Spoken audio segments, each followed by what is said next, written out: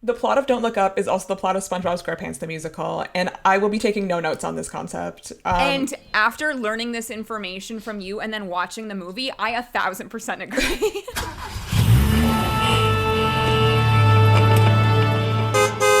Hi, everyone, and welcome back to Off to Broadway, the podcast where we deep dive into anything and everything musical theater from the comfort of my car. I'm Tara.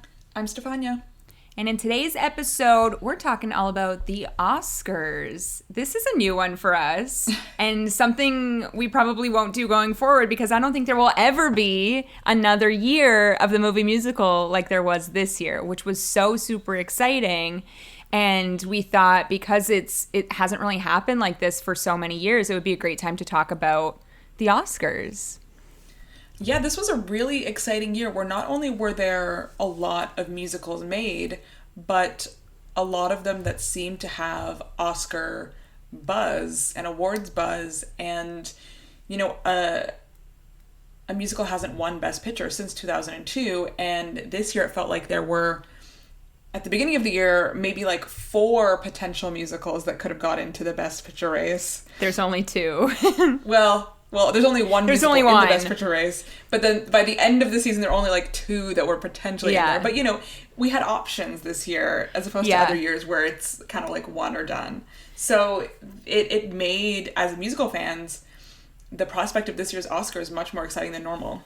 I mean, saying that, you know, 2021, I mean, I'll go as far back as 2020 because that's when a lot of this was supposed to come out, but like 2021 into 2022, so many movie musicals. But I think it's also interesting to think about, there's been a lot announced in the last little while. Like 13 is going to Netflix next year. We've got now a full cast of The Color Purple, which is so exciting. And I don't know that Wicked's going to be 2022. I'm inching towards 2023, but there's like people attached to it now. So I think this is the furthest Wicked has ever gotten in the creative process. So for a period of time where there was kind of like a musical theater blackout, if you will, in the film world, we're kind of coming up again to have at least a couple projects per year, and that's not even including the animated that are out there. Yes. The animated is kind of where you can always rely on having great songs, employing musical theater writers, songwriters, actors even. But then now this past year we've seen theater performers be employed in a lot of the films of this year. So that was a really exciting addition. We can talk about even what we think that means for the future of movie musicals. Like, do we think they're going to continue being greenlit in this way? Or, I don't know, does the kind of like flopping of Dear Evan Hansen, In the Heights, do you think that bodes badly for movie musicals coming up? I mean, it's a great question.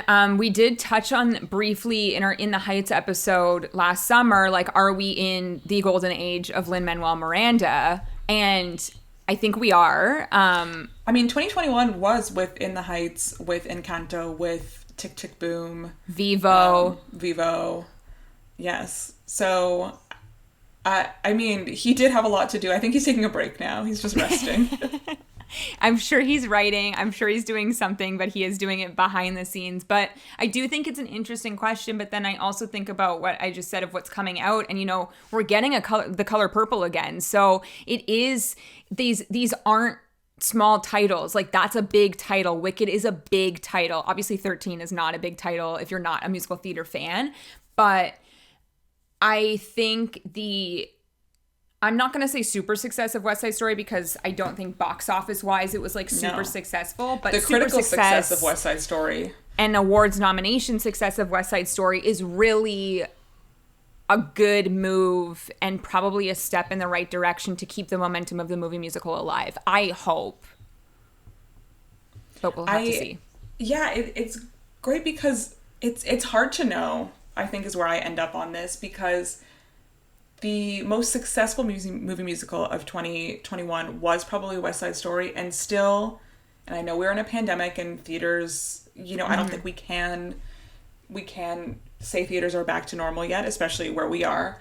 But the box office performance of West Side Story was really bad.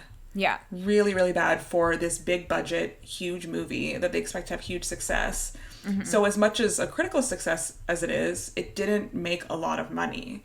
Right. And that was a movie that cost a lot of money to make as well. Where it is interesting, I think this is something that we had talked about earlier last year about how many movie musicals were coming out and how many different platforms they were coming out on. You know, we have... Everybody's talking about Jamie on Amazon Prime. We have Tick, Tick, Boom on Netflix. Cinderella, Amazon Prime. Dear Evan Hansen was a movie theater release, but then later release. No, that one actually was a full only movie theater release. Yeah, I think it might be VOD now. Yeah. In the Heights was a dual movie theater and HBO Max. So there were lots of opportunities because that's another one. In the Heights bombed at the box office. That being said, we were in a very different time of the pandemic when that came out and really no one was going to movie theaters. So, and we've talked about, you know, like the Spider-Man of it all, and maybe that had something to do with West Side Story too, but it's hard to say. Like, it's difficult to say what will come in the future. I think maybe streaming is the correct platform for the movie musical because it's just that much more accessible to everybody. I agree. I think the way that I think streaming can be a huge platform for success for things like romantic comedies and things like musicals. However, West Side Story, I went back to the theater for it because I wanted to see that on a big screen. I wanted to see those colors. And I think especially when so much thought and care has been put into these big screen pictures and the way the sound is relating to you, to watch it at home is not the same. Like, I want the movie theater experience for something like West Side Story. And I wanted it for In the Heights too. I think my opinion of In the Heights would have been slightly better if I had seen it in a movie theater and had been able to be immersed in it. Yeah. So I really hope we don't end up losing out on these big movie musicals in favor of just lower budget ones. I hope we get to have both because I want those big bombastic on-screen experiences to continue. The solution to that may be to not have like 12 movie musicals come out in a year and maybe stick to like 3 or 2. Maybe. Because I just think back like A Star is Born, which you and I are not sure if it's a movie musical or if it's just a movie with music, but that's an entire other conversation. But like that was a great movie to see in the theater. I feel like so many people saw it in the theater. Go back a few years, La La Land, I saw it 3 times in a movie theater. I saw it twice. Right? So I think when there are like these ones that you can pick out and throw them on a big screen, I don't know. I just hope we don't lose this because we've never had this. Not in when we have been at the age to appreciate it. You know, the 60s happened. We weren't alive then. But now that we've had this, I hope it continues in the future. For sure. So let's talk about this year's awards. So we've mentioned the kind of movie musicals that came out this year. Do we want to recap them again? So we had, in order of release, I think, In the Heights, Dear Evan Hansen, Cinderella, somewhere in there. Yeah. Everybody's talking about Jamie, Tick, Tick, Boom, West Side Story. We also had 2 others that we haven't seen, but Cyrano and Annette, because those were also eligible for awards this year. And only... Not including the animated. Right, not including the animated. And only one of those movies ended up being a Best Picture nominee. Which I don't think is a surprise. I think Netflix was really trying to get Tick, Tick, Boom in that Best Picture 10. I think if West Side Story and Tick, Tick, Boom did not come out in the same year, we'd have a very different award season. Yes, but also... Netflix already has 2 movies in the 10. They have Power of the Dog and Don't Look Up. And, you know, a campaigning budget is stretched thin. And yes, at a certain point, you have to kind of pick. And I think Netflix was, like, spread between all of these movies that they had. And Power of the Dog is kind of the front runner and still is the front runner. And so to be putting campaigning dollars behind a much smaller movie that has a much lesser chance of getting nominated... I don't think they were campaigning it for sure, but not as strongly as I feel they were Power of the Dog and Don't Look Up. So there's politics, there's all these different things that come into it. For sure. And I think it's so interesting to have this conversation in general because think back like 10 years ago, none of these streaming services were even in the conversation of the Oscars, any award show at all, right? So now we have so many different platforms that are campaigning all of these movies. And I mean, you're not going to compete a Lin-Manuel Miranda directorial debut with a Leo, Jennifer Lawrence, Meryl Streep, like Timothée Chalamet. Like, it's just not going to happen, right? So I agree that they probably were like, well, Power of the Dog is already frontrunner, like critics pick, potentially going to win Best Picture. We have this super star-studded other movie. I'm not sure we're going to put everything behind Andrew Garfield's They put a lot of dollars behind Andrew Garfield's Best Actor campaign, which was their best shot at a nomination. Correct. You have to pick and choose where you're going to put your dollars. Yeah. And I do think Netflix was the right platform for something like Tick Tick Boom. Agree. But yeah, it's hard when you come to like this point in the process where it's like, oh, if it was with a different studio, maybe they would have been able to focus 100% of their energy on Tick Tick Boom versus having to be like, okay, a little bit here, a little bit there, ranking 1, 2, and 3. And Tick Tick Boom was the clear third every time. Yeah. But in terms of, the one movie musical that is in the Best Picture spot, West Side Story, I think when Steven Spielberg is attached to a project, there's always a possibility that he's going to get a Best Picture nomination no matter what the movie is. 2, a reimagined story of a beloved musical is kind of also something that I feel is like in conversation. And 3, this movie had like the biggest budget, like huge sets, as you said, expensive. Made for a movie theater. Like it was the one. And I feel, in my opinion, it was always the one. As much as I love Tick Tick Boom, I never thought that it was going to be in the Best Picture race. There was a point this past year before West Side Story came out where I really thought there was no chance to be nominated. Before I'd seen it. We hated this movie before we saw it. Like, we hated it. It had disappeared from the conversation.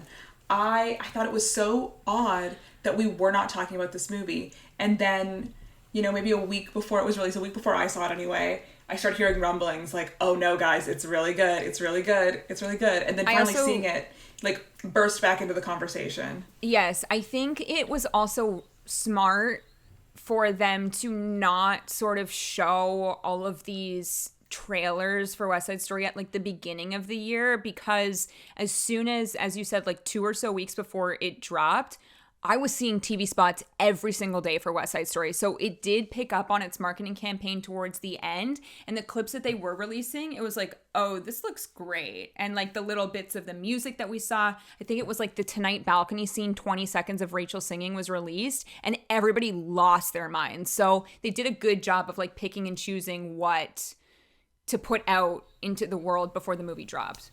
Yeah, they didn't overwhelm us with content.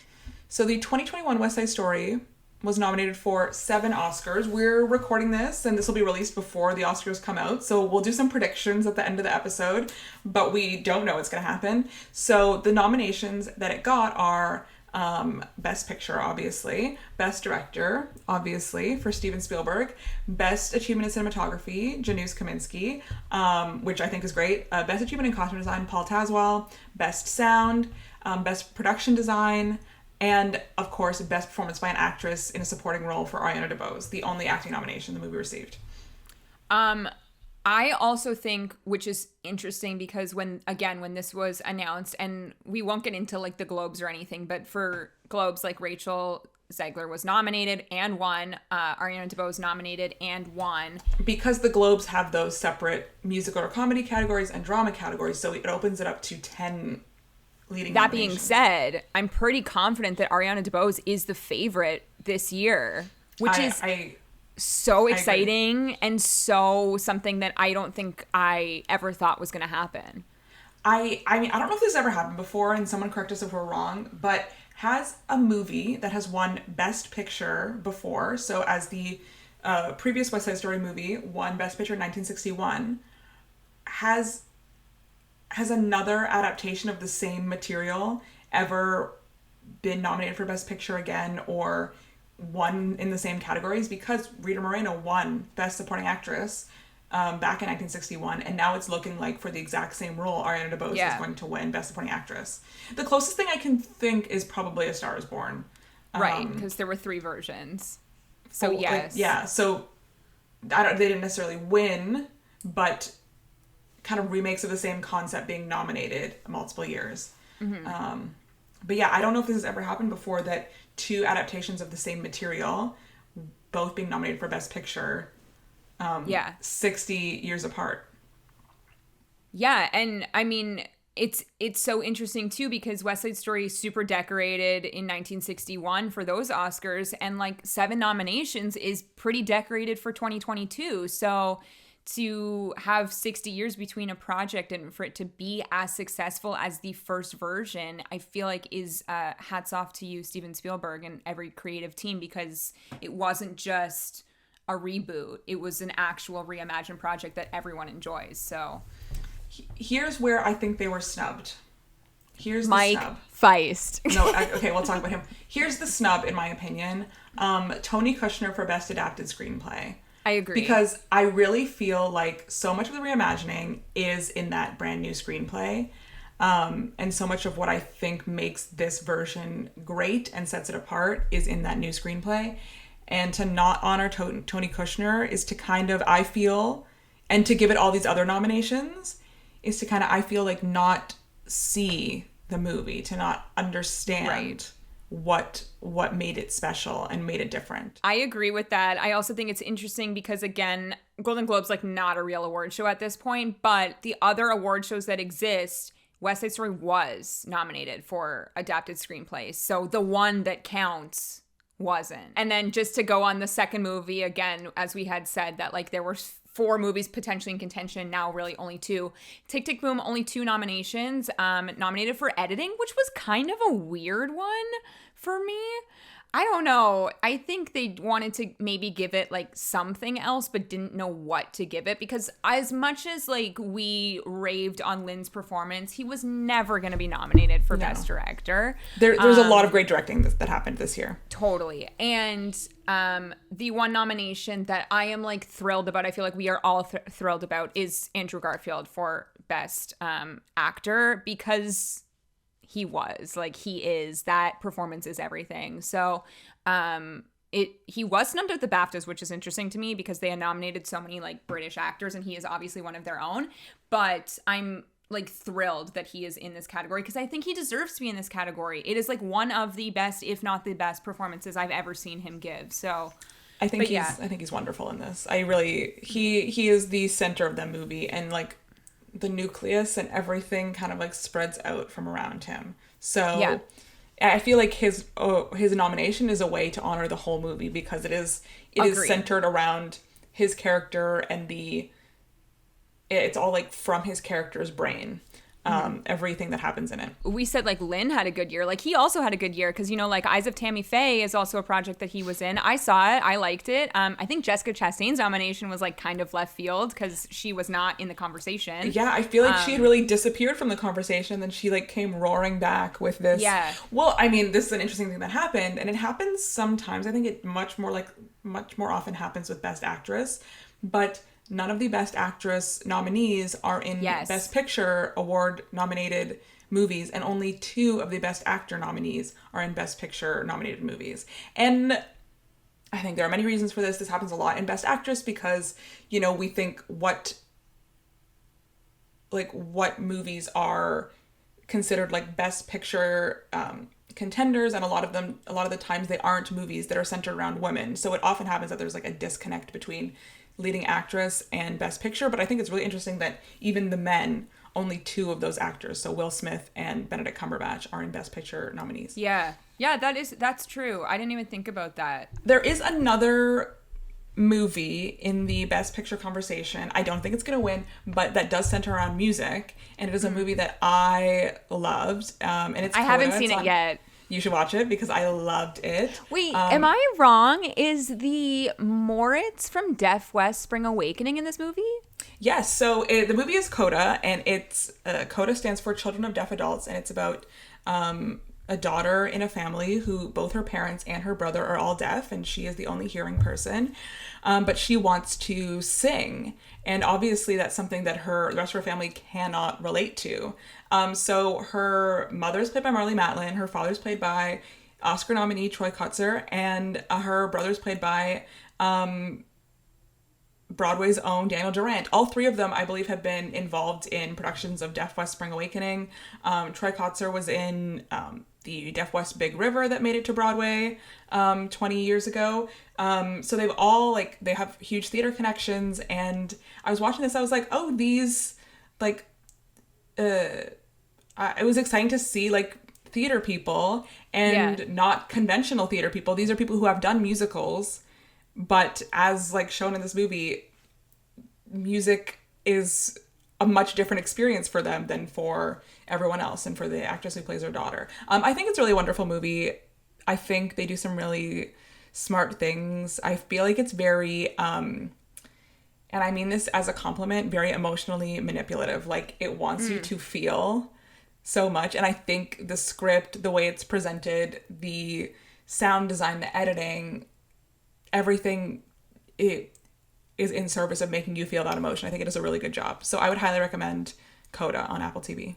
It is on my list. While we're talking about, like, other movies that have music, this was not nominated for Best Picture, but I also just watched Being the Ricardos, which I know you have seen as well. Yeah. And we just need to shout out Javier Bardem's Cuban Pete, because that's really the only good thing in that movie. They called me Cuban Pete. I was peeing my pants. Sorry, like, not to tangent about Being the Ricardos, but I was watching this, and I think I liked this movie more than you did.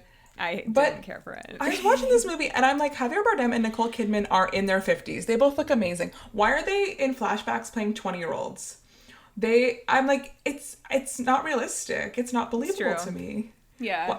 Javier Bardem is singing and I'm like, sorry, you're not 23. You are not. I mean, before we move on any further, speaking of age inappropriate roles, we do need to shout out that Dear Evan Hansen was kind of a darling for the Razzie Awards this year. Ben Platt nominated for Best Actor. But the real reason I'm bringing up the Razzies is because Diana the Musical received 9 Razzie nominations, and I'm obsessed.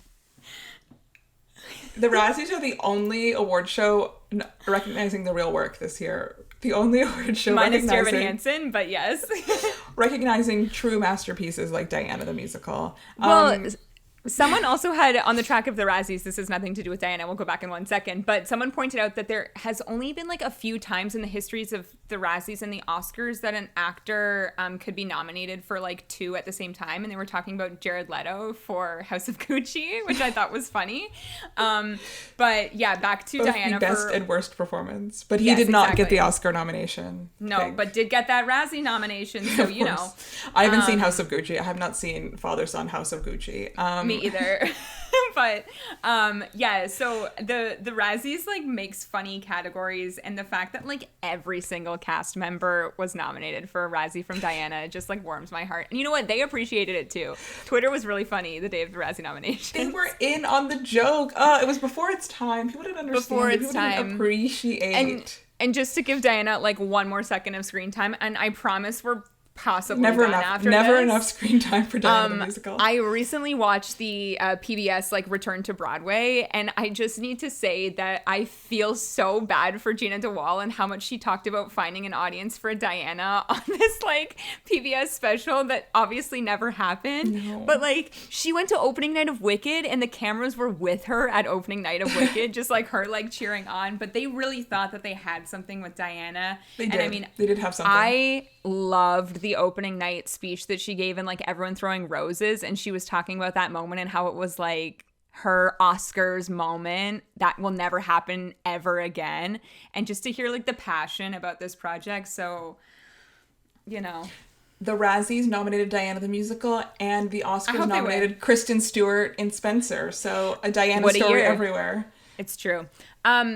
Let's talk a bit about the history of the movie musical at the Oscars, because there are so many that have been nominated in the history of the Academy Awards. I believe, are we in our like 92nd Oscars? Is that right? That's a great It's 90 something. I'm not confident what it is, but I'm not confident either. In all of the years of the Oscars, there have been 10 Best Picture musical winners. This will be our 94th Oscars. Okay, great. So I was off by 2 years, but still in the 90s. So what's interesting to me is this goes as far back as like the second ever Academy Awards. The first ever movie musical to win was called The Broadway Melody. And it is the first movie with sound, which is like crazy to me because how else are you supposed to like reward a movie musical if it didn't have sound? Obviously way ahead of our time. Absolutely. But I mean, doing research for this episode was like really eye-opening because I was seeing so many categories that just I couldn't comprehend. So much of it was like production design or costume design for a colored film versus a black and white movie. And I had just never thought that they would be different categories at all. Or that, and of course they have different considerations that you have to take for a movie in color versus in black and white. Okay, what are the other movies that were nominated for? Just to go through the list, so starts with The Broadway Melody. The next movie is Going My Way. Have not seen that. Here's where we start to see movies. I've obviously seen Oliver. I love that movie. I was in Oliver, so it like has a special place in my heart. Then we have The Great Ziegfeld, An American in Paris, classic. Gigi. Then we have the original West Side Story. My Fair Lady, which I would say is probably like number one on most people's list of like the greatest movie musical of all time. Maybe West Side Story. I feel like it's a toss-up between those two. Then we have, another super classic, The Sound of Music. And then we skipped a million years in between, and the next movie musical winner was Chicago in 2002. And I mean, we can't count it, but we'll kind of count it. La La Land 2016 was like right up there, almost won it. Did it almost? See, I would be so curious to know if it did was it actually almost the second win? place I know. or not. That was an iconic year. Do they do that though? Do they even have a second place? I don't think so. I guess like tally of votes, you would figure it out. The tally eventually will. But we never know what it is. We can just speculate. Release the results. The accountants, give us that. Yes, the accountants. I'm interested. Who is it? PricewaterhouseCoopers? Is that who does it normally? I think so. PwC? I mean, give us like Miss America style and give us the top 3. Give us a runner-up. And the first runner-up. I would love and that. And the film that would fulfill the winner's duties if they were unable to perform is I love it. La La Land. La La Land. I am very curious. It is a very confidential process, but it is, I would love to, I am studying to be an accountant, so this is the dream, actually, to tabulate the, oh my god, yeah, wow. the Oscar votes, the award show votes. Would you ever tell me, if you ever made it up to that high scale level of being an accountant for the Oscars, imagine. Would you let me know the statistics? I wouldn't, wink, wink. Wow. Absolutely not. I am always interested because it's like a ranking. The way you vote for Best Picture is a ranking system, right? So you pick your first favorite, second favorite, third favorite, however many you want. So I am always really curious to know the winner, like how many people picked it as their number one favorite, or was it a lot of people's like second or third favorites, I'm always very curious to know how that shook out. I'd be very interested now that we use the weighted ballot system, and especially with 10 movies that there are this year and nominated for Best Picture. I'd want to see, okay, how did this get nominated? Did a lot of people absolutely love this movie, or is everyone just like, this movie is good, I liked this movie? That's what fascinates me the most. Did you say that you have a full list of every single movie musical ever? I have a list of every, I think anyway, movie musical nominated for Best Picture. How many are there? Wow, I didn't count. Let me see. And some of them are like borderline. Like, do you consider Bohemian Rhapsody? I know, I was going to say that. I don't... It's so hard because I feel like I have this issue with the Tony Awards and like bio musicals in general. Right. Like jukebox bios, like jukeboxes are not nominated. So in this sense, like would a jukebox be nominated for an Oscar? I don't know. To me, like a Bohemian Rhapsody, a Rocket Man, A Star is Born is a movie with music. I don't disagree. Like, I was talking to my mom, there's a movie, A Coal Miner's Daughter, which is a Loretta Lynn biopic. And I'm like, Mom, would you consider this a musical? And she said, I would, in the same way Bohemian Rhapsody is a musical. In the same way that Beautiful Carole King musical is a musical. In the same way Jersey Boys is a musical. Jersey Boys is also a movie. I don't think ever nominated for Best Picture. I don't think so. Or sorry, not Best Picture, like even in contention. I don't know if it was in the conversation. I mean, Clint Eastwood movies are always kind of in the conversation, unfortunately. Yeah, but it wasn't very good. I never saw it because I've never seen a version of Jersey Boys ever in my life. I don't think you need to. And I think I might keep it that way. Yeah. Okay, so the last, if we're not counting A Star is Born or Bohemian Rhapsody, the last time a movie musical was nominated was La La Land in 2016 at the 2016 Oscars. Before that, Les Mis. So let's count while we're doing this. Les Mis, 2. Before that, Chicago in 2002. Before that, Moulin Rouge in 2001. Legendary. Then here's one, Beauty and the Beast. Okay, I know. So the Disney, like the animated, which is also crazy. Sorry, when was the last time? Oh, I think Toy Story was the last animated. Toy Story 3, I think, made it ended up in a... But that was in like a Best Picture 10, whereas this is in a Best Picture 5. Which Beauty and the is Beast, which is iconic. crazy. Yeah. I mean, I don't think Beauty and the Beast is my favorite of like the Disney movie musical golden era, but I can understand why it's there. Do you know what won that year? No. The opposite of Beauty and the Beast, Silence of the Lambs. You know, Anthony Hopkins eating people's faces. Like, does Beauty and the Beast count? I mean, we'll count it 5. because I think it's like one of the only ones. 1979, then we jump to All That Jazz, the Bob Fosse movie. Yeah. 1972, Cabaret. 1971, Fiddler on the Roof. This is the golden age here. Yes. 1969, Hello Dolly. 1968, Funny Girl and Oliver. So we're at 10. 65. I'm at 11. We need to pause and confirm if it was 10 or 11, and then we will continue. One eternity later. We've confirmed 11. 12 Sound of Music, is what? 12. Yep. My Fair Lady, 13. Mary Poppins, 14. Those are the same year. Can I tell a little funny anecdote? I was telling my parents about that. Not a funny anecdote. People will know this.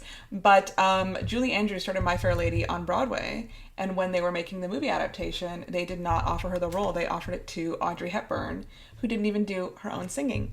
And tragic. So, but that allowed Julie Andrews to be able to do Mary Poppins, which she then won Best Actress for at the Oscars that year. And she's thanked Audrey Hepburn for...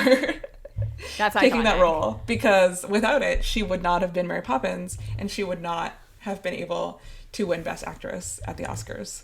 Mary Poppins is my favorite movie, so I mean, Mary Poppins is discuss. everything. I also feel like that's when like Julie Andrews entered into the Disney universe, and if that never happened, we would have never been blessed with The Princess Diaries. You're absolutely right. The Princess Diaries is important. It's really important. Yeah. Okay, that's 14. The Music Man. Wow. 15. So much to think about.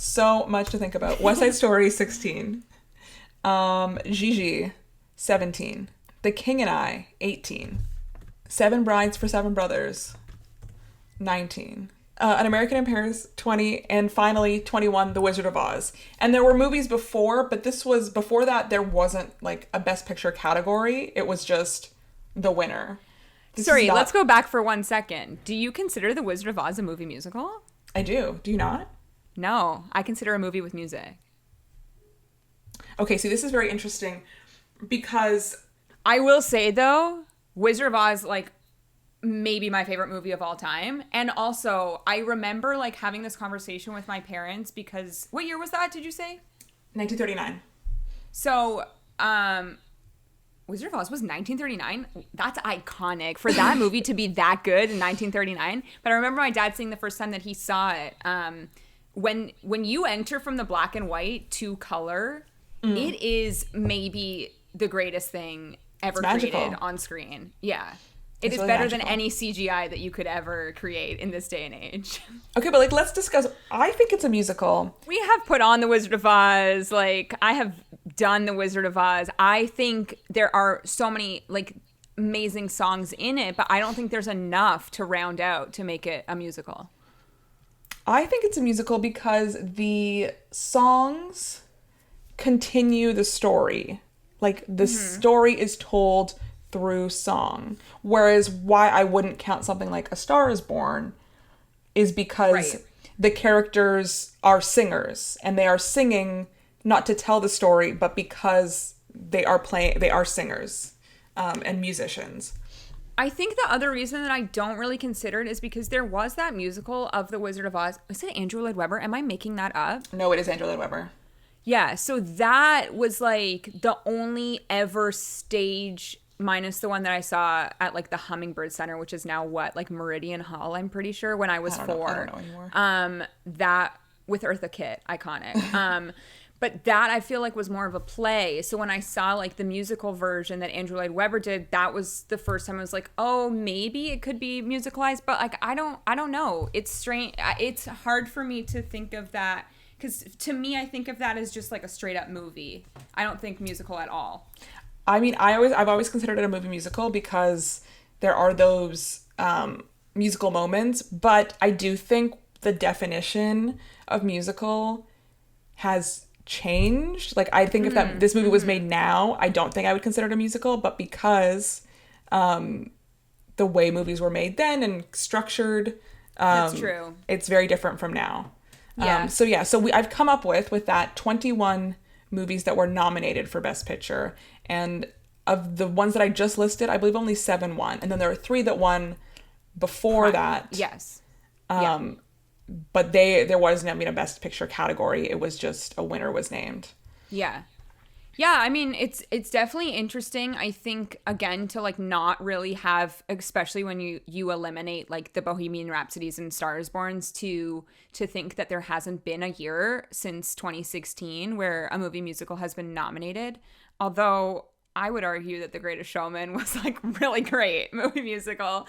Never going to be nominated for Best Picture, but like in terms of the music of it, I mean, we've done an entire episode, like, amazing. So I feel like between 2016 and now, that was really the only one that caught my attention, I feel. I don't know if there was another one in between that time. That was only really the only like live action musical. Yeah. Well, Mary Poppins Returns was also kind of in there, which was a musical.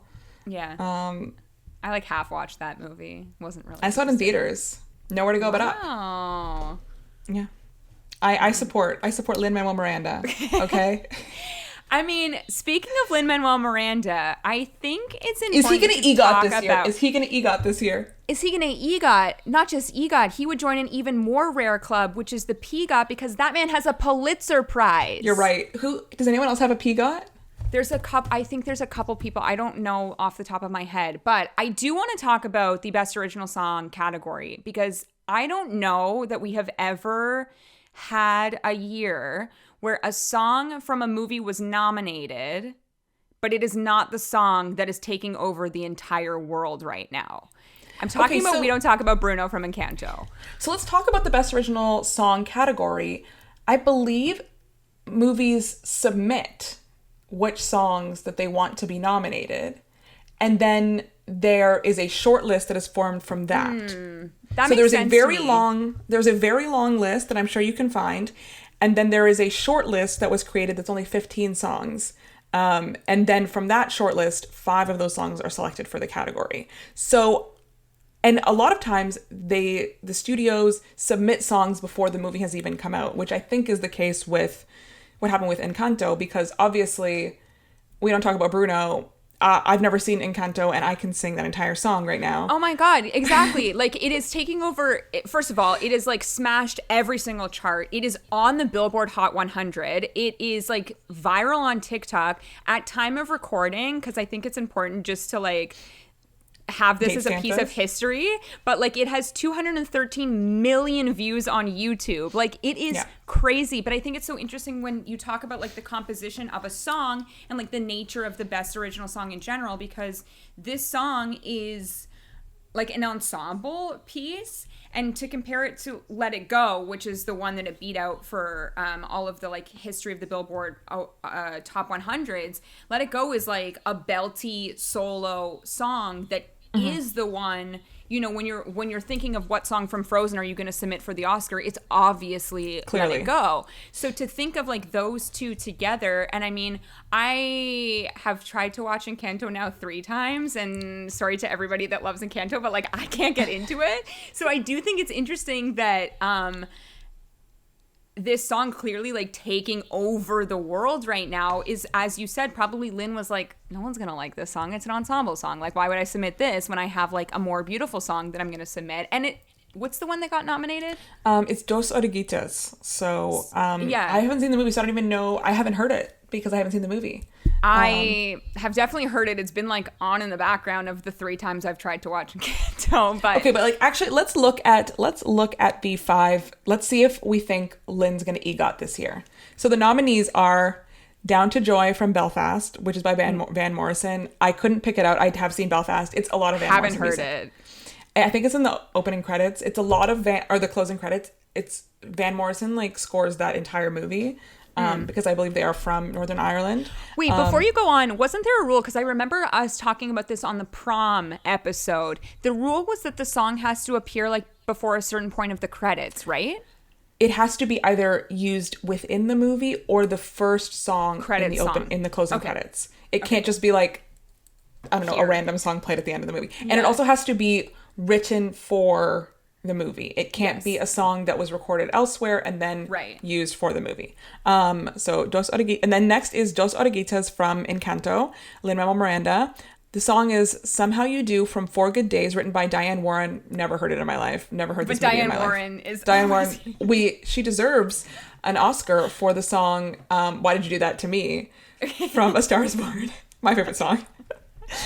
Next is Be Alive by Beyonce from King Richard. And finally, I think Lynn's challenger here, No Time to Die from the movie No Time to Die by Billie Eilish and Phineas. That's a Bond song.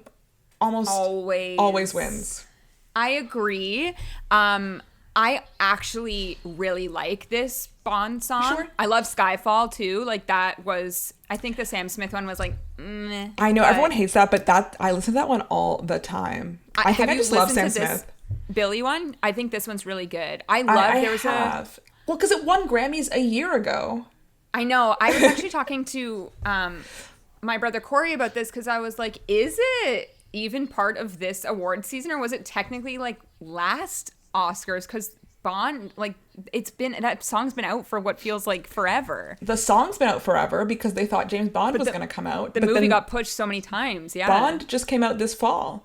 Daniel Craig's final farewell. Let's predict who we think the next James Bond is going to be. Isn't it? What's his name? Isn't what's his name from Bridgerton in conversation? Oh, Reggae Jean Page. I would be into it. I think he's in conversation, but also like I don't care. I know. I just like to speculate. I just think it's fun. But I agree with you that Billy and Phineas are the ones that would give Lynn a run for his money. I also think, sorry, to go back on like the Lynn EGOT train, he had the opportunity in, I don't remember what year it was, but like How Far I'll Go, to me, is a much better song than anything from Encanto. Right, but How Far I'll Go lost to La La Land. Yes, which I think it was always going to lose to La La Land, but yes. I do think it's a How great Far song. I'll Go is probably better than City of Stars. Yeah. But La La Land just had the momentum that year. Yeah. So yeah, I don't know what's going to happen to Lynn this Oscars. Obviously, it would be so exciting if he became an EGOT and a PGOT, because like a PGOT. Damn. Okay. So who else is in the I'm PGOT reading about the category? PGOT. I'm reading about the PGOT right now. Some say the PGOT refers to the Peabody Award. Others say the Pulitzer Prize. So Mike Nichols, Rita Moreno, and Barbara Streisand, if her special Tony Award is considered, they have a PGOT through the Peabody. Okay. And Richard Rodgers and Marvin Hamlish have a PGOT through the Pulitzer. He'd be entering like royalty there, basically, with those two for sure. There's also the iconic REGOT, which includes the Razzie. Yes. Alan Menken has a REGOT. Love that. What was the Razzie for? Okay, it's for worst original song for High Times, Hard Times from Newsies. That's rude. I feel like maybe not the worst song. I'm reading all these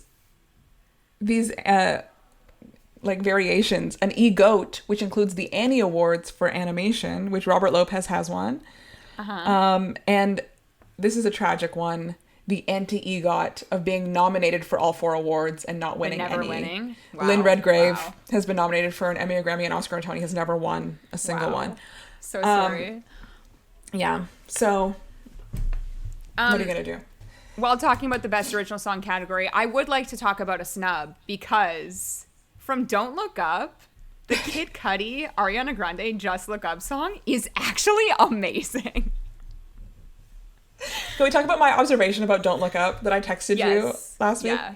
The plot of Don't Look Up is also the plot of SpongeBob SquarePants the musical, and I will be taking no notes on this concept. And after learning this information from you and then watching the movie, I 1000% agree. It didn't click with me when I was watching Don't Look Up, but then I'll share, I was listening to the original cast episode with Patrick Flynn where they're talking about SpongeBob, and he was describing the plot. I'm like, this is the plot of Don't Look Up. This is the plot of Don't Look Up. Oh my God. You know who would appreciate that information? Literally nobody else in that cast but Timothée Chalamet. He would appreciate I think maybe he would. Yeah, I don't know if any of them have seen SpongeBob SquarePants the musical. Do you think Leonardo DiCaprio has seen SpongeBob SquarePants the musical? 100% not. If that's what I mean. If anyone maybe has seen he's it, taken it's his Timmy. young girlfriends to see it. Maybe he's taken his young girlfriends. They're about the age. I mean, while we're on the Don't Look Up train for 1 second, this is such a rant that has nothing to do with the episode, but Can we just talk about the fact that, like, Leo made Jonah Hill watch The Mandalorian while on set? That they were roomies, and they were just, like, binging TV shows. But then that's when the article came out that, like, Leo took his current, maybe ex, to a movie theater, like, rented out to watch all of the Star Wars while he, like, ran around the lobby with a lightsaber, and they broke up maybe after that. I'm like, this is iconic. I had not heard that story until right now. Oh my God, Steph, you need to, like, read about this because it's literally the funniest thing ever. It's like, allegedly he, like, brought a lightsaber to this movie theater and, like, made her watch it while he, like, fought the bad guys in the lobby. Absolutely amazing. Absolutely amazing. Anyway, that song that Ariana Grande sings, really good. And I feel like I heard it. Did she perform this on The Voice? Am I making that up? I don't know. I feel like I heard her perform this somewhere, or maybe I saw, like, someone, like, react to a video of it, and I thought it was a real song. I mean, is a real song, but like made for a movie. But the lyrics are like wild. That should have been nominated for the Oscar because I feel like it added to the movie. It's so good. It's actually good though. Like it's very catchy. She sounds obviously amazing on it, and I agree it did add to the movie. Although not sure why Ariana Grande was in the movie in the first place, but that's a whole other point. But we were discussing before we recorded the like short list, which included again some of those movie musicals.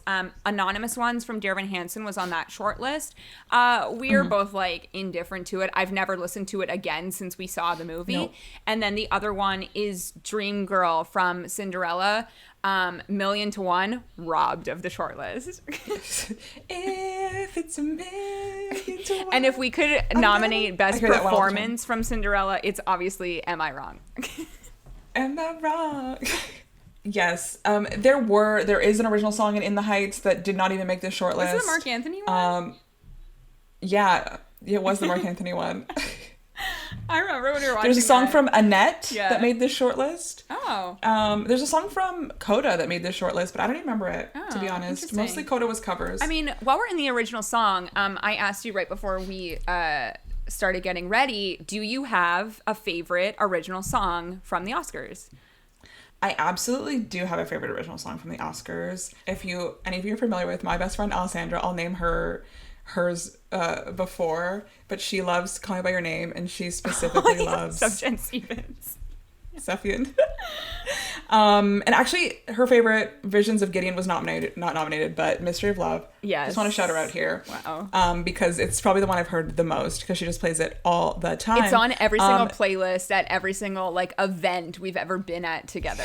It'll be like everyone will be bopping, and then it'll just be like mood brought immediately down while Visions of Gideon plays. Exactly.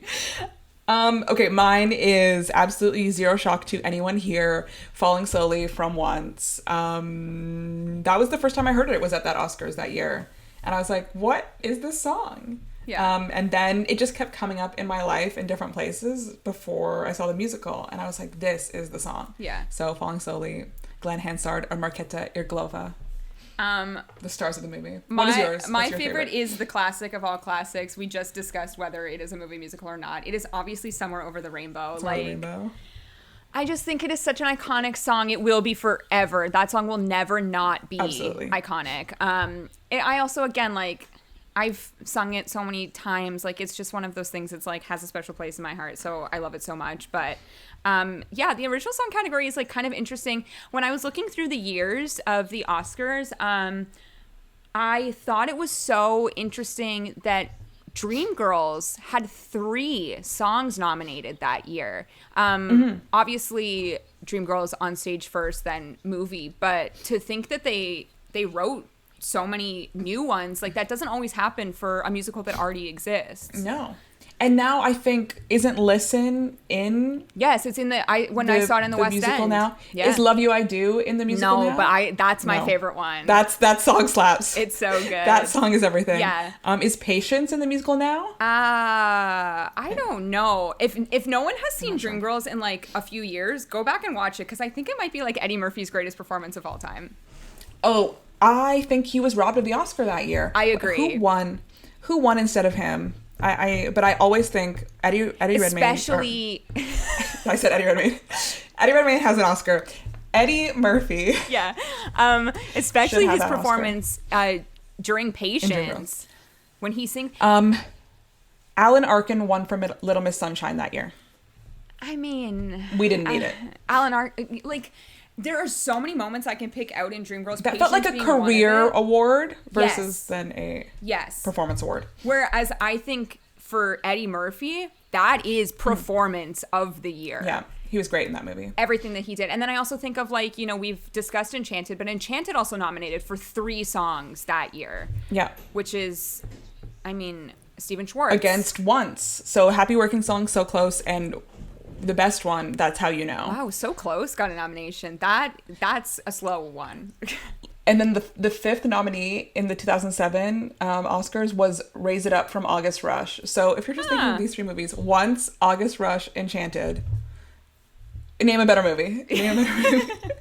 It's true. And then, not nominated, not even in a movie, but we can never, ever forget when you had an Oscars party and the In Memoriam was sung by Jennifer Hudson to the song from Smash. What's it called? Oh my God, I know. I just had it on like the tip of my tongue and now I can't remember. I can't let go. Can't let go. I can't let go. I can't let go. Yes, Jennifer Hudson, who sang it on Smash and then sang it.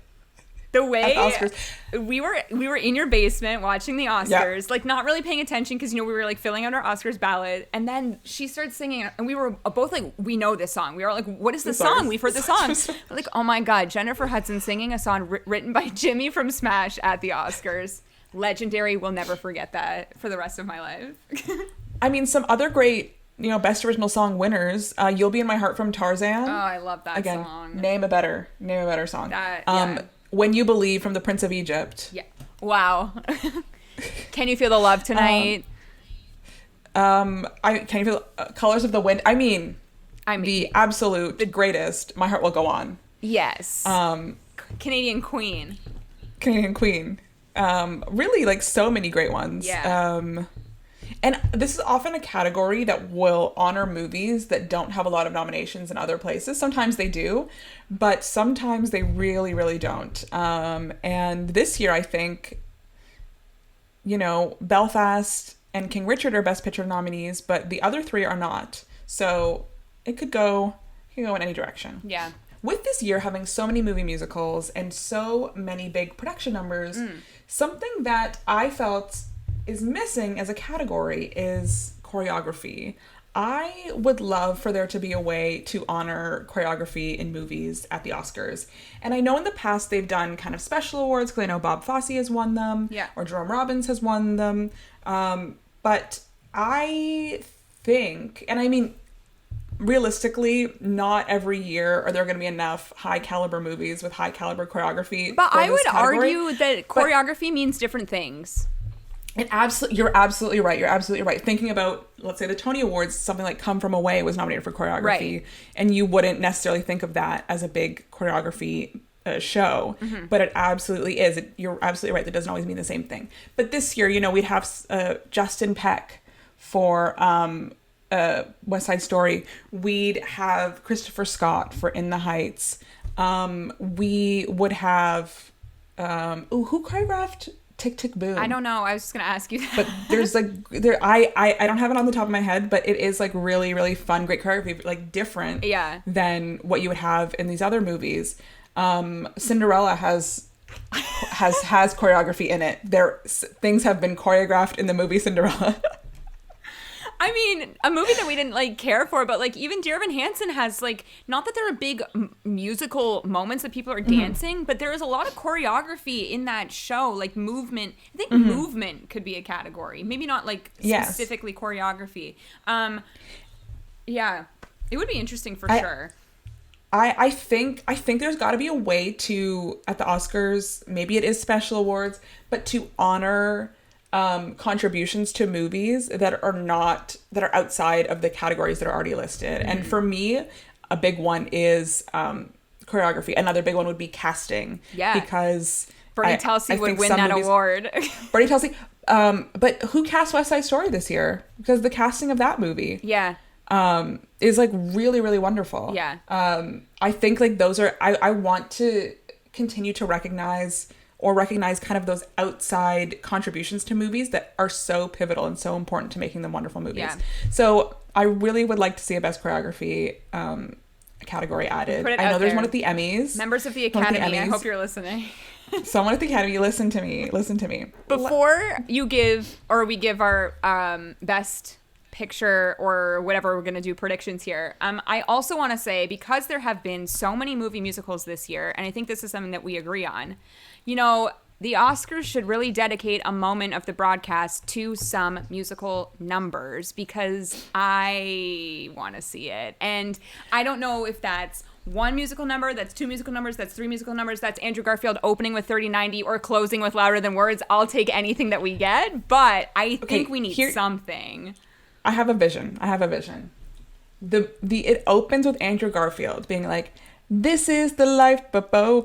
Yes, I agree. And my long-term dream since I saw West Side Story has been to get Dance at the Gym. David Alvarez and Ariana DeBose just like doing Dance at the Gym. Yeah. Okay.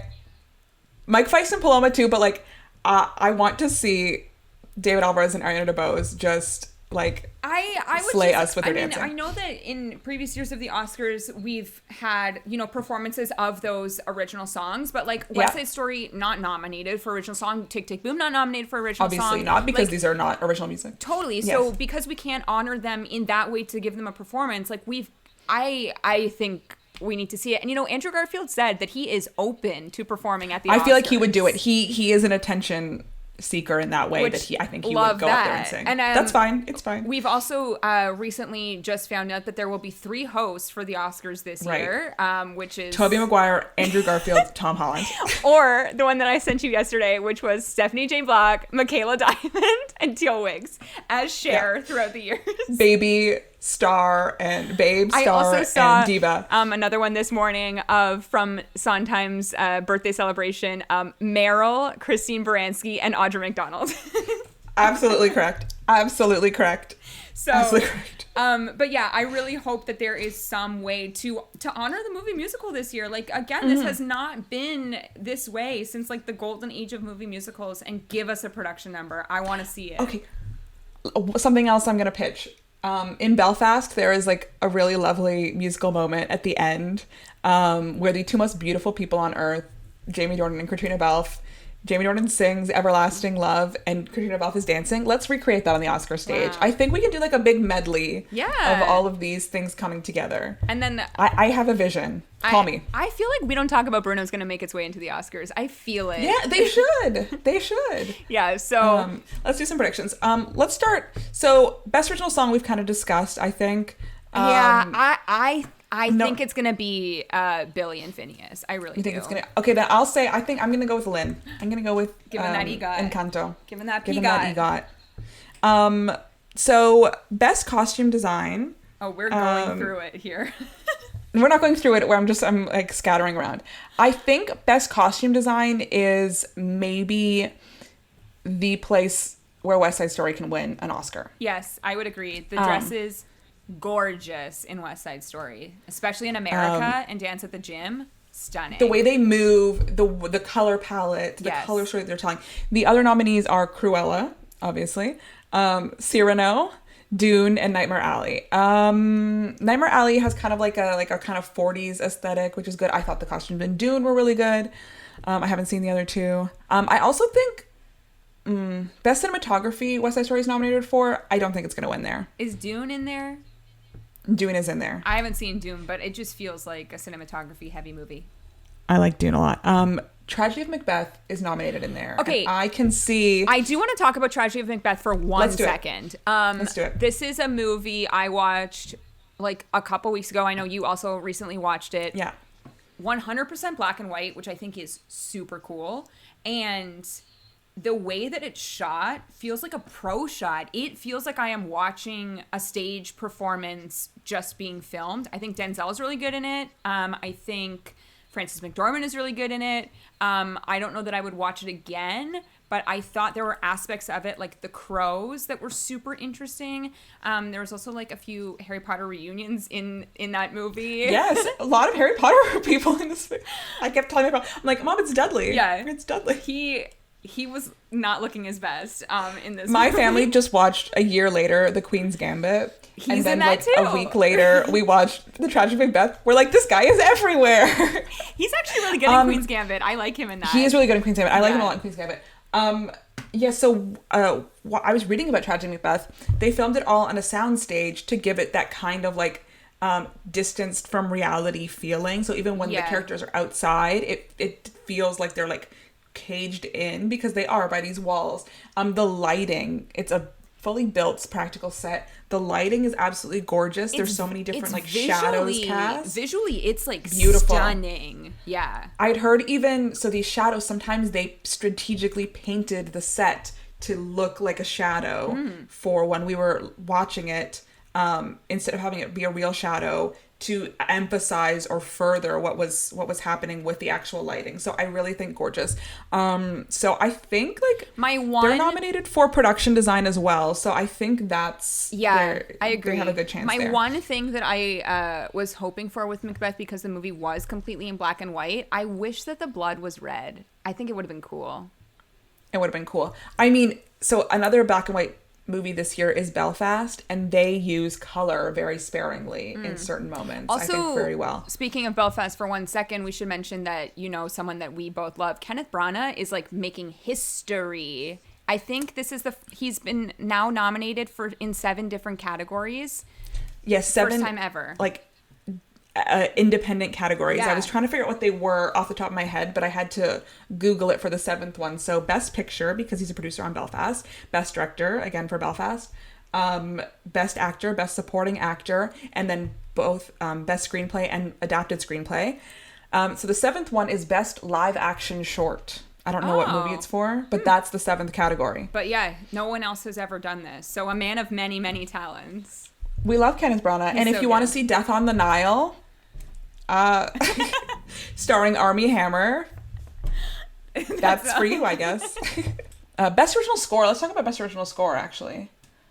So Don't Look Up, Nicholas Britell. I loved the Don't Look Up score. I thought it was so fun.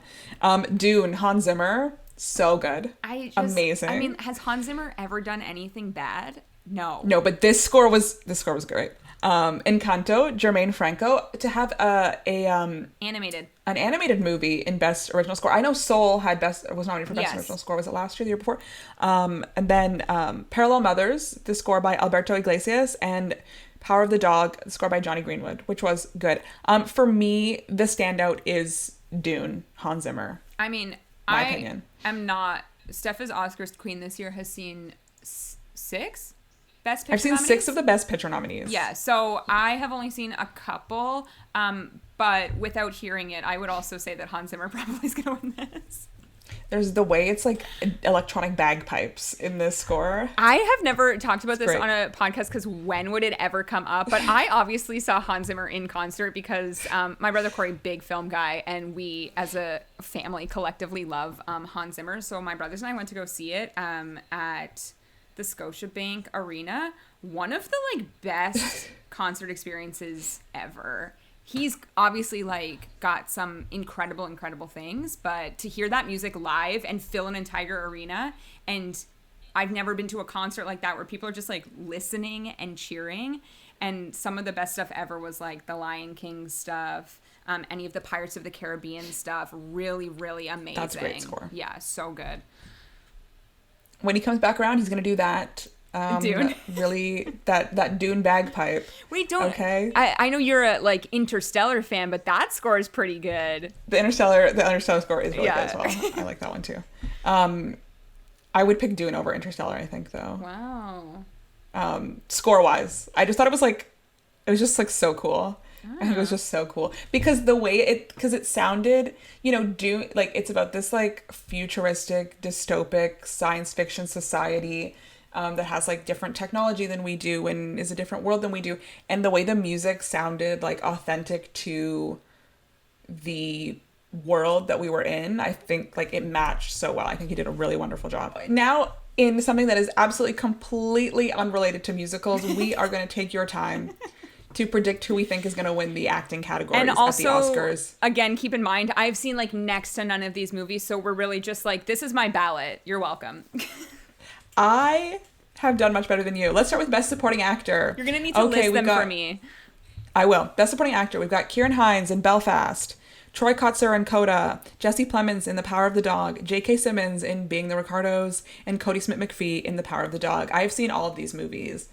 My absolute dream winner in this category is probably Troy Kotsur in Coda. Who I think is going to win is Cody Smith-McPhee in Power of the Dog. I would agree Power of the Dog only because I've heard Power of the Dog is like the one this year. But I'm going to be offbeat and give it to Jesse Plemons just because. I think Jesse Plemons is lovely in this movie, and he nominated with his lovely fiancée, Kirsten Dunst. I know. In the next category we're going to talk about, here we go, Best Supporting Actress. Jessie Buckley, The Lost Daughter, Ariana DeBose as West Side Story, Judi Dench in Belfast, Kirsten Dunst in The Power of the Dog, and Ingenue Ellis, King Richard. It is Ariana DeBose. I do believe Ariana DeBose is going to win this category. And I think I would like her to as well, making history, winning for the same role that Rita Moreno won for back in 1961. Also, can we just talk about for a second, like the trajectory of her career? Because I feel like things happened very, very quickly for her.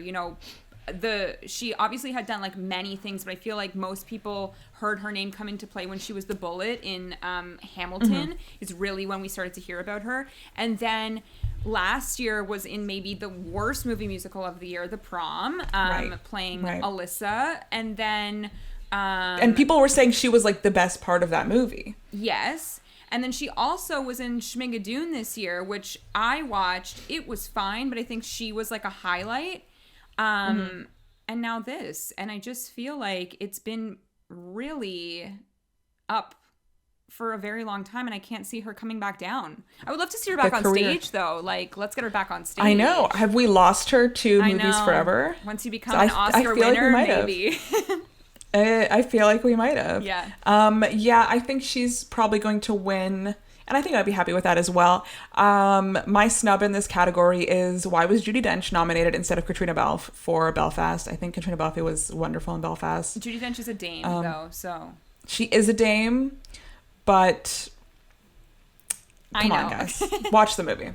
Okay, here we go. Best Actress. We've got Jessica Chastain, The Eyes of Tammy Faye, Olivia Colman, The Lost Daughter, Penelope Cruz, Parallel Mothers, Nicole Kidman, Being the Ricardos, Kristen Stewart Spencer. For me, this category is absolutely wide open. Well, wide open. I remember we were talking about this, and I feel like for a long time, Kristen Stewart had left the conversation, and then suddenly came back in. She was the favorite, and then I was worried she wasn't going to get nominated. Well, because of TIFF, right? Like in September when Spencer was at TIFF, a lot of people were talking about this performance. However, I do think Olivia Colman might win it this year. I don't think you can ever count Olivia Colman out. I don't think you. Whether I love it's Olivia TV Colman. or movies, she is just always there. Never count Olivia Colman out. I don't disagree with you. I also think kind of the other contender here is Nicole Kidman. I love Nicole Kidman. I just feel like she was playing herself with makeup in this movie. I thought she was good in it, but I think the movie like let her down. But she's always good. Like to me, she's never bad. So, like, you know what? We've talked about this so many times in person, and I think we've mentioned, but like Lion was Nicole Kidman's performance. I love that movie. I love Dev Patel, and if you ever want to really cry your face off, Lion is the moment. It's so good. Okay, Best Actor. We've got Javier Bardem being the Ricardos, Benedict Cumberbatch, The Power of the Dog, Andrew Garfield, Tick Tick Boom, Will Smith, King Richard, Denzel Washington, The Tragedy of Macbeth. I mean, in my heart, as we all know, it's Andrew Garfield. Yeah. But what's actually going to happen is Will Smith for King Richard. Will Smith. I don't think he's lost momentum this whole time. Although I've heard like nothing about this movie. It came out, I feel like, pretty early. It was on HBO Max because it's a Warner Brothers movie. Yeah. I haven't seen it. It's one of the ones I haven't seen because... I think if there's going to be an upset just because of, like, how much everyone loves The Power of the Dog, it could be Benedict Cumberbatch. Yeah. I don't disagree. I think he's good in this movie. His accent's pretty good because he's doing, like, he's playing a cowboy, right? Cowboy rancher accent this movie in it. Doesn't appeal to me. I'm not interested in seeing it. Let's get to the Best Picture nominations. I've seen 6, so yes. I'm gonna rank for everyone here because they're really interested. Give us the 10. Okay, the full 10 in alphabetical order: Belfast, Coda, Don't Look Up, Drive My Car, Dune, King Richard, Licorice Pizza, Nightmare Alley, Power of the Dog, West Side Story. That's the 10. I think I've only seen 2 then. Which ones have you seen? West Side Story and Don't Look Up. Don't Look Up? That's it? Oh, wow. I think you're right. Yeah. Okay, I'm going to rank based on how likely am I to rewatch the movie. That's the most... Rewatchability. That's the best ranking I can give you. Of the 6 I've seen. So I haven't seen... I know what's number 1 of rewatchability. You know what's number 1. I haven't seen Nightmare Alley, Licorice Pizza, King Richard, or Drive My Car. So take those out. Number 6 on my rewatchability is The Power of the Dog. I saw it once... and that was too many times. Mm-hmm. Congratulations on the Best Picture award you're about to win, though. Yeah, I was going to say. Number 5 in my rewatchability is Belfast. This was a nice movie. I enjoyed myself. I will not watch it again. I did cry, though. Yeah, but that's I really, have gone like, on YouTube. On the low end of, like, a lot of things make you cry, so that doesn't... I have gone on YouTube and watched Jamie Dornan sing Everlasting Love like 5 times, though. So that's it's like really close to the end of the movie. Yeah. And it's funny. It makes you laugh, but I will never watch it again. Next, Don't Look Up. This was funny. I would watch this again. If it was on TV... You would have it and on I the saw background. it, I would click on it. But it would never be because it's on Netflix.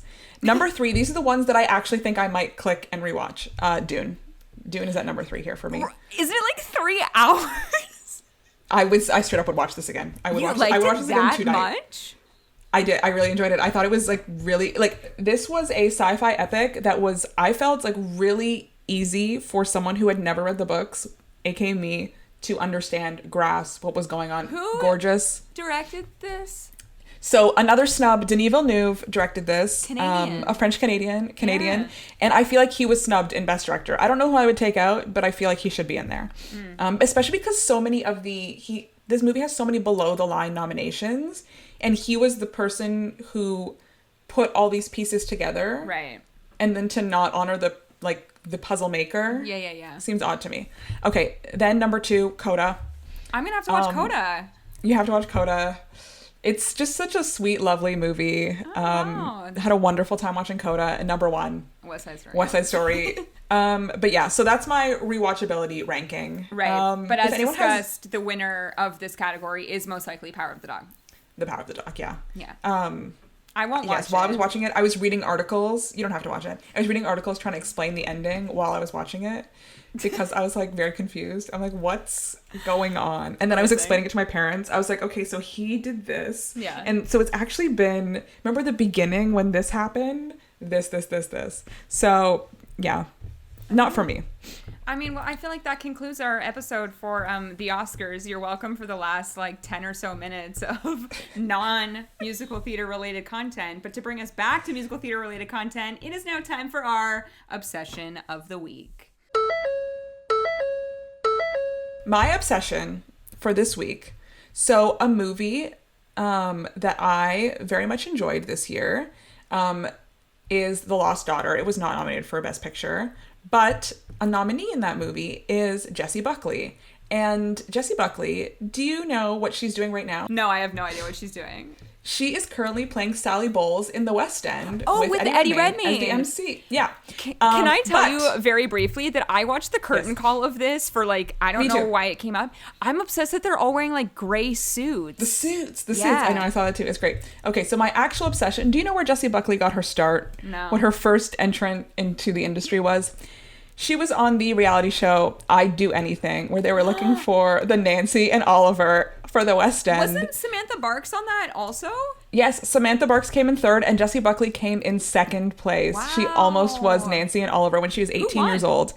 Who did win I'd Do Anything? I believe the answer is an actress named Jodie Prenger, who I was looking up, and nothing really notable since. Not the way Jessie Buckley and Samantha Barks have had like big successes. I mean, since. Samantha Barks is currently, you know, Elsa in Frozen on the West End. So. Exactly. So yeah, Jessie Buckley, Oscar nominee, BAFTA nominee for playing young Lita in the Lost Daughter.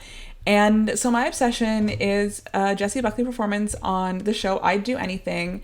Her kind of star-making performance, if you will, was singing the song The Man That Got Away from A Star Is Born.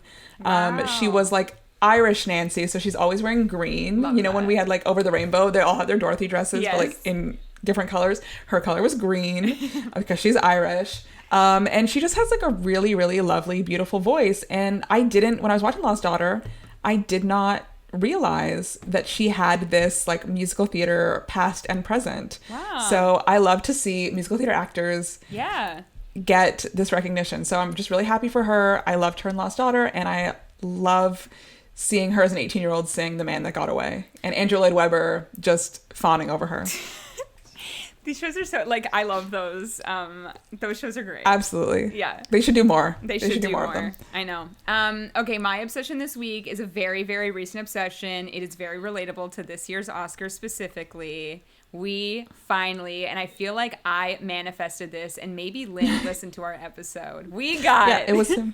The song from Superbia from Tick Tick Boom, Sextet Montage. I love this song so much. You asked me last week, you were like, have you listened to it? I'm like, yes, obviously 5 times. Like, I love this song. But what I meant to mention on our Tick Tick Boom episode that reminded me when I listened to this song again, first of all, I feel like this should have been released on the soundtrack when it came out, because why wasn't it released on the soundtrack?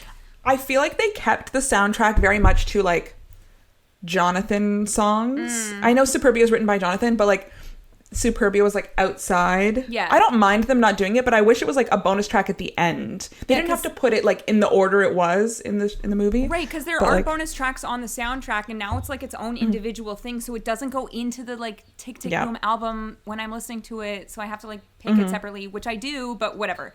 I love the song. The other thing though that I meant to mention on our episode, listening to the Superbia stuff, and then also the song Swimming, and then it reminded me, because he is in the movie, Joe Iconis, I feel, takes inspiration from Jonathan Larson's Superbia stuff, because I hear a lot of Be More Chill in specifically that song. That like the instrumentation that they're using, you know? Yeah, and Joe is in that composer scene, and Lauren Marcus, his wife, is in the movie. So I feel like, I mean, I haven't like listened to or read enough Joe Iconis interviews to know if he actually was inspired, but I assume most composers were inspired by Jonathan Larson. But there are moments in Swimming that I hear like the underscoring of Be More Chill, and I think it's so interesting to hear like these songs reorchestrated for this movie, and then to go back and listen to old songs. But obviously Tick Tick Boom has been around for years, so they existed. But I